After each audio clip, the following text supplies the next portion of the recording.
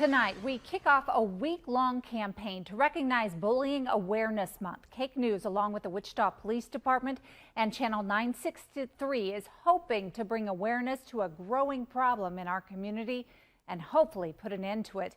We begin tonight with Gaining Strength, a personal story of bullying. Listen, and you'll quickly learn why this teenager asked not to be identified. It was 6-on-1. I didn't want to really go to school. I didn't really have any friendships. His story is heart-wrenching, but as you'll soon learn, it's not unusual. He says it happened all of a sudden. One day, he was a popular, outgoing sixth grader. The next, a victim of relentless bullying. It was just a rumor that was going around, and then people kind of caught on to that and kept saying it and saying it. Day after day, kids on the bus, in the hallways, on the playground, everywhere he turned, they were calling him names. They moved his lunch tray so he'd have to sit alone.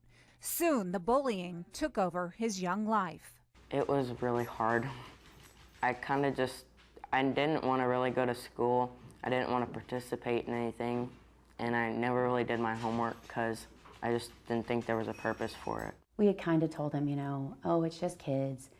You get thick skin. This is just how, people can be mean and take the high road. His mom watched her fun-loving, happy son become sad and withdrawn. She realized this wasn't a case of kids being kids. I cried and I prayed and I cried and I prayed.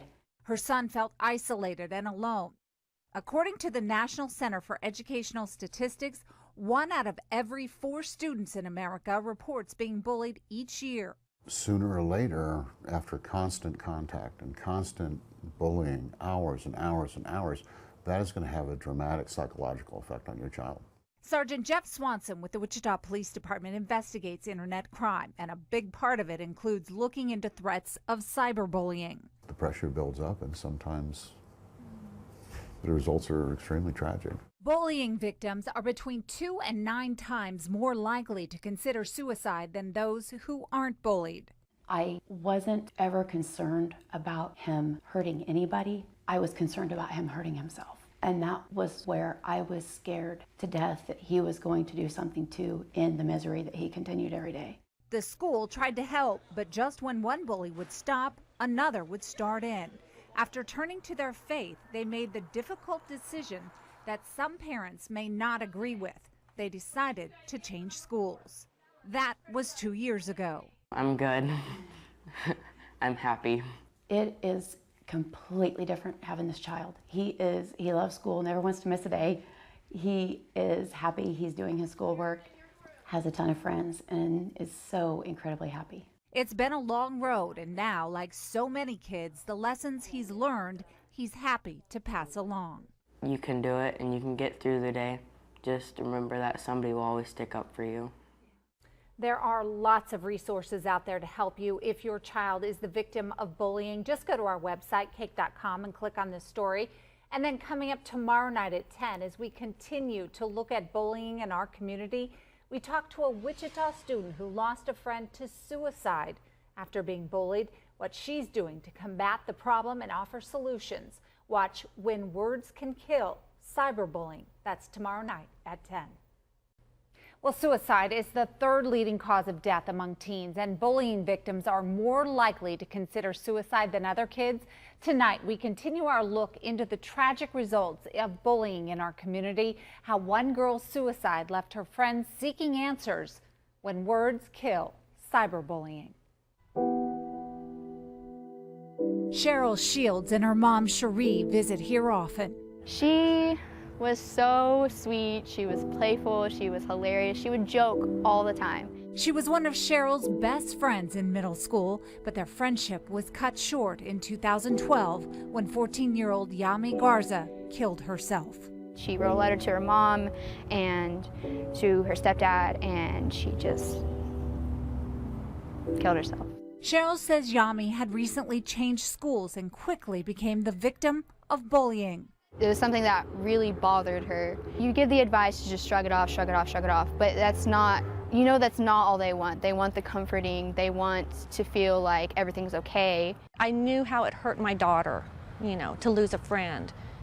And all I could do was just, be there for her. Suicide is the third leading cause of death among young people, 4,400 deaths per year, according to the CDC. Bullying victims are 2 to 9 times more likely to consider suicide than those who aren't bullied. Plus, a study in Britain found that at least half of suicides among teens are related to bullying, and 10 to 14-year-old girls may be at even higher risk for suicide. The problem with bullying is a lot of times it's just words, but it's words that really hurt and have an effect on kids. Sergeant Jeff Swanson with the Wichita Police Department investigates internet crime, and that includes cyberbullying, the new-aged way of taunting that never shuts off. In the old days, it would happen at school. Kids would come home, it would stay at school. Now it follows the kids home with them. And it's 24-hour exposure. Social media sites are a way for kids to hide. They can bully someone anonymously with everything from mean text messages to embarrassing pictures or videos. Kids don't know how to deal with that kind of pressure, and it is continuous. It's all day, all night. They can't help themselves. They're going to go look to see what other people are saying. He advises parents to monitor your kids' devices, make sure you know what every app does on their phone, and talk to them about cyberbullying. After Yami's suicide, Cheryl and her mom started this anti-bullying Facebook page for parents and kids who might be looking for answers or maybe just needing support. I want to be able to help people who are going through a rough time, to help give them some advice, to help feel like they're okay, to make them feel like they have someone to talk to. And it's helped. She says kids and adults from around the country contact them through the site to get advice or just to talk. And while it's been 4 years since Yami took her life, the actions of those bullies are still causing pain. You cannot put a price on a life. You cannot replace that life. Once that child is gone, they're gone.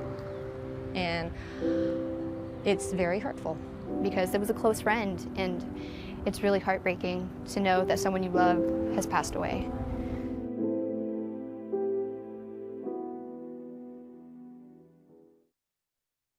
KAKE News is partnering with the Wichita Police Department and Channel 963 on the devastating effects of bullying and where you can turn for help. Each night at 10, we'll highlight the problem and search for solutions. We do have a lot of information on our website, KAKE.com, that can help you and your kids understand and overcome bullying. What would you do if you saw a child being bullied on a playground? Would you step in, and what would you say? Well, tonight on KAKE News at 10 o'clock, we'll show you the undercover video of how other adults react to witnessing a child being picked on by 2 older boys. We'll also tell you what the experts have to say about how and what to say if you encounter bullying. Well, the 2 kids were like, "You're going to get off one way or another." And then I looked at them and I was like, that's not okay. So I just told them, I said, why don't you guys leave them alone and go play with something else? Bullying, a guide for parents, airs tonight on KAKE News at 10. Deb? Thanks, Allison. Now, as part of Bullying Prevention Awareness Month, KAKE News has teamed up with the Wichita Police Department and Channel 963 on the effects of bullying and where you can turn for help. Today, we do have bullying experts here to take your call. So parents, kids, anybody that has some questions about bullying, you can call this group of experts here. The number is 316-946-1372. And I'm going to start with Terry Moses with the Wichita School District. And Terry, I guess first of all, talk a little bit about what the school district sees as far as bullying. Well, we see a lot of things in regards to bullying, but the thing that we want to emphasize most whenever we talk about children's behavior is prevention. If we build a area within schools that's safe, where kids feel comfortable talking to adults and those kind of things, that's the best way to deal with bullying, is creating pro-social activity, pro-social peers, opportunities for kids to participate in positive activities so that if a bullying incident happens, they have somebody to go to for help. Yeah, and I know the Wichita School District, along with most school districts, all school districts in the state, have a anti-bullying zone. Do you still see it happen though? And is cyberbullying the biggest problem? I think cyberbullying is just another way bullying occurs. It's a change, just like the equipment that you use. We constantly change the way we communicate. Students now change the way they communicate. So we see bullying in all facets of life. You see it on the playground, you see it in churches, you see it in the school hallways. But what we need to teach children is that how do we successfully problem solve? How do we work together to be part of a team rather than doing it in a negative fashion?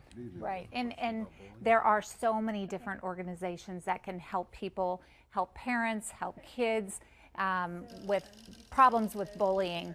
We have a list of all those on our website, KAKE.com, because this is a very serious issue. 4,400 students kill themselves every year, and a lot of those, half of them, according to studies, are because of bullying. So if you have questions and you need help from some of these experts, please call us, 316-946-1372. Our lines will be open during the 4, 5, and 6 o'clock newscasts. Allison? As part of National Bully Prevention Awareness Month, KAKE News has teamed up with the Wichita Police Department and iHeartRadio's Channel 963. And our story tonight, we talk about the role adults can play. Here's Bullying, a guide to parents. Dr. Amy Siri is a pediatrician with Via Christi. It might surprise you to learn that a routine checkup with her might include a conversation with your child about bullying. We ask, has anyone ever said anything mean about you or physically hurt you or threatened you? Has anyone ever used anything like a camera, a cell phone, a computer, anything on social media to, again, say something nasty about you, threaten you, or make you feel unsafe?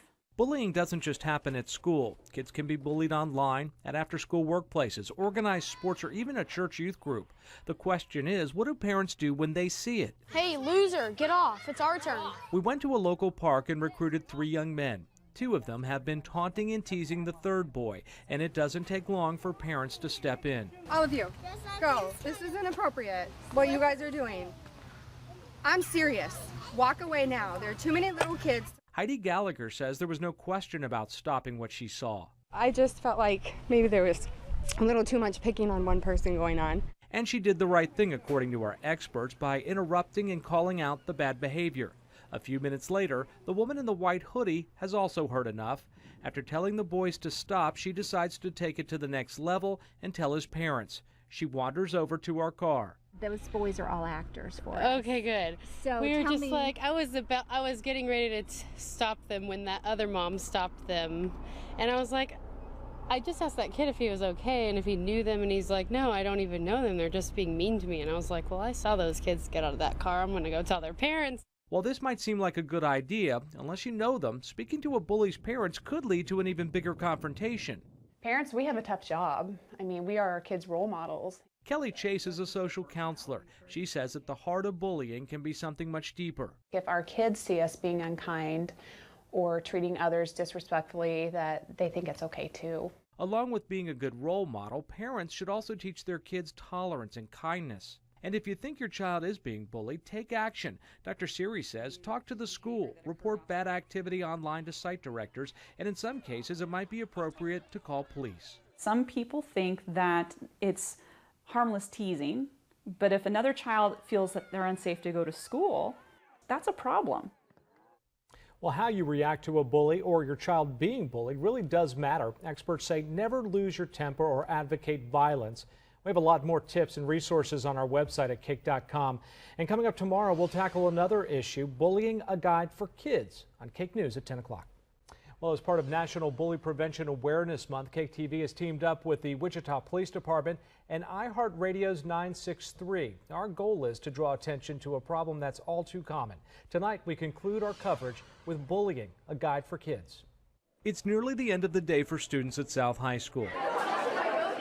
Today, they've been asked to gather in the auditorium for a special assembly. We wanted to let people know that we care, and especially with today with the Hope Show, we have a lot of wonderful performers that are trying to preach the message out that South High, we care about you and we should care about each other. Student Nuk Vong is one of the organizers. He's also the MC of the event that they've titled The Hope Show. A lot of you, you're going to develop depression, you're going to develop anxiety. He tells his classmates mental health, suicide, and bullying are all issues they should be talking about openly. Less than 20% actually get the help they need. They actually get the treatment they need.